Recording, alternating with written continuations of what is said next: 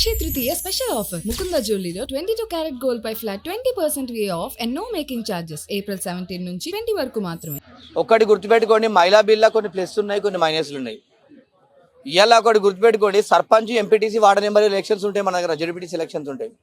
అందులో ఉన్నటువంటి మహిళలు ఏందండి, ఇవాళ భర్తలు భార్యలేమో మహిళా రిజర్వేషన్తో గెలుస్తారు. వాళ్ళకి ఏం కూడా తెలియదండి.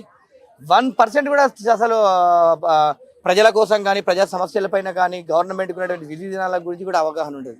మళ్ళీ ఎవరు నడిపిస్తారండి? రబ్బర్ స్టాంప్ అయినటువంటి భర్తలు చేస్తారు. అలాంటి మహిళా లోకం మనకు వద్దు. కవితక్క లాంటి మహిళలు, కవితక్క లాంటి వాళ్ళు పార్టీ పెట్టి ఇట్లా ముందడికి వచ్చారు. మమతా బెనర్జీ లాంటి వాళ్ళు, తర్వాత సుష్మా స్వరాజ్ లాంటి వాళ్ళు, ఇలాంటి మహిళలు, శక్తివంతమైనటువంటి మహిళలు ముందడికి వచ్చి రాజకీయంగా ఎదిగినప్పుడు మహిళా బిల్లు, అట్లాంటి మహిళలు కావాలి మనకు. మొగోళ్ళ దగ్గర నుంచి ఇలా మేము మొగోళ్ళతో పాటు మేము కూడా పోరాడతాం, కొట్లాడతాం అనేటువంటి మహిళలు కావాలి తప్ప ఎలాంటి అసలు అవగాహన లేని మహిళల్ని రిజర్వేషన్ ఉంది అని చెప్పి చట్టసభలకు పనికి రాదు. అది తెలుగు రాష్ట్రాలకి అనేక మంది ఉన్నారు, కొండ సురేఖ కానీ సీతక్క కానీ తర్వాత అట్లా అలాంటి శక్తివంతమైనటువంటి మహిళలు కావాలా. భర్తలకు ఏదో రిజర్వేషన్ ఇచ్చినాము డమ్మీ క్యాండిడేట్గా పెట్టి అక్కడ పోయినాక కుర్చీలలో కూర్చొని ఏం మాట్లాడకుండా అటువంటి మహిళలు వద్దు. ప్రజా సమస్యలపైన అవగాహన ఉండాలా.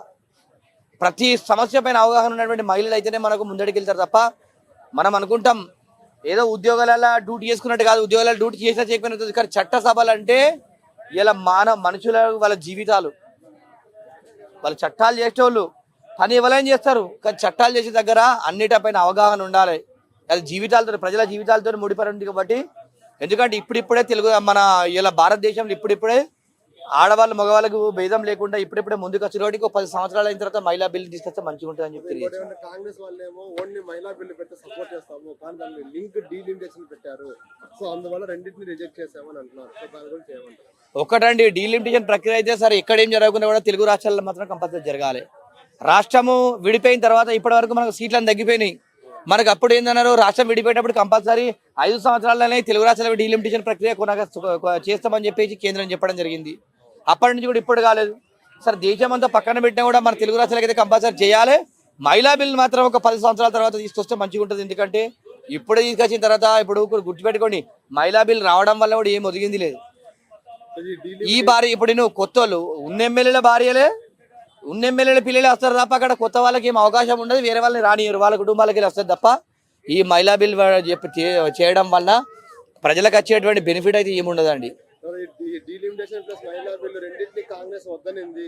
సో అందువల్ల రేవంత్ రెడ్డి గారి ఇంటి దగ్గరికి వెళ్ళి మహిళలు కొంచెం అక్కడ అబ్జెక్షన్ చేస్తారు. సో దాని గురించి ఏమంటారు? మహిళలు అసలు వెళ్ళి వాళ్ళ ఇంటి దగ్గర రాస్తారు, ఒక చేయడం అవసరం అంటారా? ఒకటి గుర్తుపెట్టుకోండి, సెంట్రల్ గవర్నమెంట్ యావత్ భారతదేశం సమస్య ఇది, ఓన్లీ తెలంగాణ సమస్య కాదు.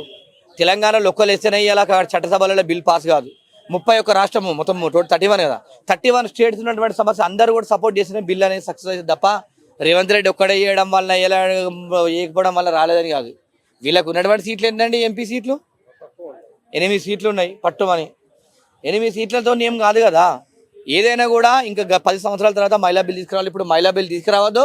మహిళా బిల్ తీసుకురావడం వల్ల ఎస్సీ ఎస్టీలకు మాత్రం అన్యాయం జరుగుతుందండి.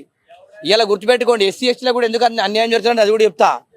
ఇవాళ మన భారతదేశంలో ఏం చెప్తారండి, కులాంతర వివాహాలు చేసుకోవాలని చెప్తే గవర్నమెంట్ ప్రోత్సాహకరంగా డబ్బులు కూడా ఇస్తుంది. అలాంటప్పుడు కులాంతర వివాహాలు చేసుకున్నప్పుడు వాళ్ళకు రిజర్వేషన్ ఎక్కడ వర్తిస్తుందండి? మహిళా బిల్ రిజర్వేషన్ వర్తించదు. ఇప్పుడు ఒకవేళ ఎస్సీ కానీ ఎస్టీ కానీ ఉన్నాడు, అలా భార్యలో బీసీలో ఓసీలో పెళ్లి చేసుకుంటారు కులాంతర వివాహం. కులాంతర వివాహం చేసుకున్నప్పుడు నువ్వు పెళ్లి చేసుకున్నంత మాత్రాన అమ్మాయి కులం మారదు, తండ్రి కులం మాత్రమే అమ్మాయి ఉంటుంది. కాబట్టి అక్కడ లవ్ మ్యారేజ్ చేసుకున్నటువంటి అబ్బాయిలకు చాలా మందికి ఇబ్బందికరమైన పరిస్థితి ఉంటుంది. మనం కూడా ఉదాహరణ తీసుకుంటే తెలుగు రాష్ట్రాలలో ఉన్నటువంటి తెలంగాణ కానీ ఆంధ్రప్రదేశ్లో కానీ చూసుకుంటే ఎస్సీ ఎమ్మెల్యేల భార్యలు అందరూ కూడా బీసీలు ఓసీలే తప్ప ఎస్సీలు అమలు చేసుకోరు. ఇప్పుడు వాళ్ళందరికీ రిజర్వేషన్ ఉండదు అసలు. ఇలా చూసుకుంటే మనం చూసుకుంటే తెలంగాణ వేసుకుందాం, బాల్క సుమన్, కొప్పుల ఈశ్వర్, గడ్డం వివేక్, గడ్డం వంశీ, గడ్డం వినోద్ కుమార్, తర్వాత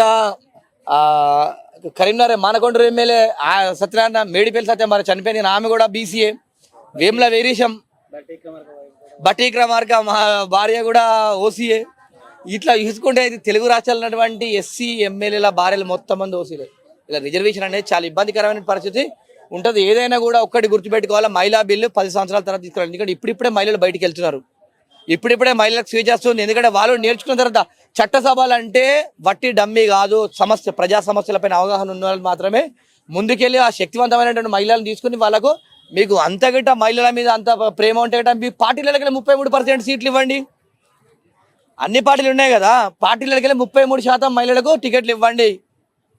మీకు అవకాశం కల్పించాలంటే బిల్లు పెట్టడంగానే కాదు, బిల్లు పెట్టకుండా కూడా మనం అవకాశం కల్పించవచ్చు.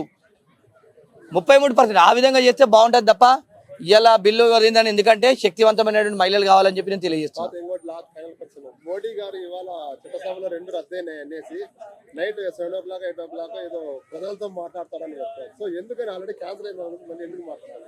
ఒక్కటండి, క్యాన్సల్ అయితే అక్కడ అవిశ్వాసం అనేది ఇప్పుడు వాళ్ళకు మెజార్టీ లేదు, బీజేపీకి మెజార్టీ లేకపోతే అన్ని పార్టీలే వామపక్షాలు అందరినీ కలుపుకొని చేద్దామంటే కొన్ని పార్టీలకు నచ్చే సిద్ధాంతాలు కొన్ని పార్టీలకు నచ్చవు కాబట్టి విరిగిపోయింది.